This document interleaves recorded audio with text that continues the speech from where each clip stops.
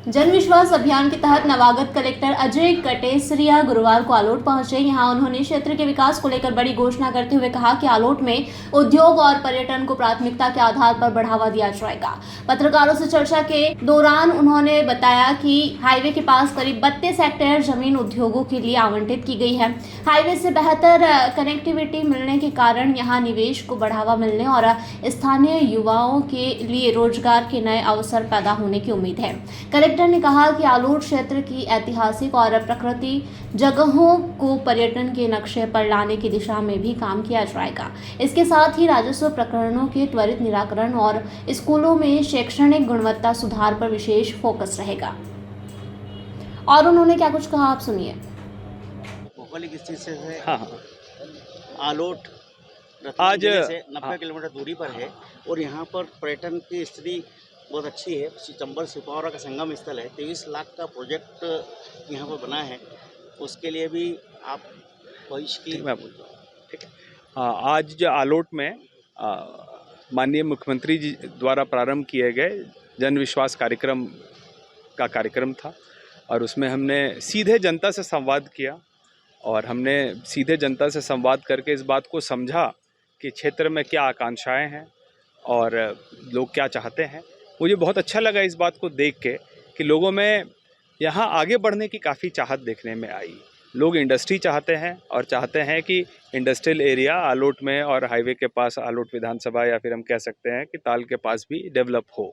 तो एक land allotment हमने कर दिया है अभी 32 हेक्टेयर, एक और लैंड अलॉटमेंट हम करने वाले इंडस्ट्री के लिए। अभी उसके बाद मैंने एसडीएम ऑफिसर तहसील का निरीक्षण किया तो मैंने एक पाया कि राजस्व विभाग में अभी हमको बहुत सुधार करने की ज़रूरत है। लोगों की जो समस्या है वो सबसे ज़्यादा राजस्व विभाग से ही संबंधित है।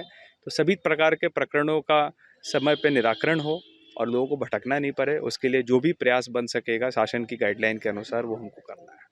शिक्षा के क्षेत्र में भी आलोट में काफ़ी पिछड़ा हुआ है। कई जगह टीचर नहीं है, कई विद्यालय टपक रहे हैं।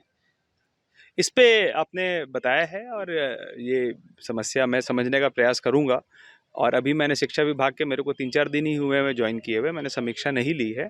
तो आपने बताया है तो निश्चित ही आलोट पे विशेष फोकस हम रखेंगे। सर, रेवेन्यू विभाग का त्रुटि सुधार के जो मामले रहते हैं वो अधिकांश समय तक पेंडिंग पड़े रहते हैं, साल 2 साल हो जाते हैं और यहाँ से रिवोक के लिए जब देखिए इसमें क्या होता है कि त्रुटि सुधार के मामलों में हम ये नहीं कह सकते हैं कि वो सब होने वाले होते हैं। देखिए मैं पहले भी कलेक्टर रहा हूँ, एसडीएम भी रहा हूँ, है ना। मैंने प्रोबेशन में 2 महीने तहसीलदार भी रहा हूँ।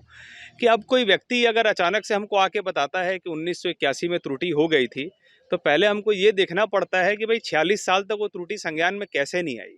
सरकार ने इतनी बार जो है हम खसरा घर पे पहुंचा के देते हैं। आज के दिन में रिकॉर्ड पूरा ऑनलाइन है, कोई भी व्यक्ति बैठ के कहीं भी देख सकता है। तो त्रुटि सुधार के मामले थोड़े जटिल होते हैं।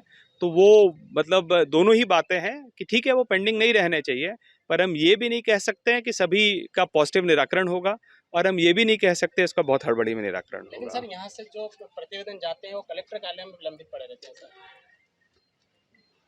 तो वो तो अभी तो मैंने बताया कि 3-4 दिन हुआ है ज्वाइन किए। मैं आपको बताऊं, मैं पिछली जिले में जहाँ कलेक्टर रहा था तो वहाँ मैंने लगभग 2 साल में 2 साल से थोड़ा सा ही कम रहा था, मैंने 2200 केस निराकरित किए थे। तो मैं प्रयास करूंगा कि यहाँ भी 2200 केस निराकरित कर सकूँ, है ना। रतलाम से पवन धाकड़ की रिपोर्ट।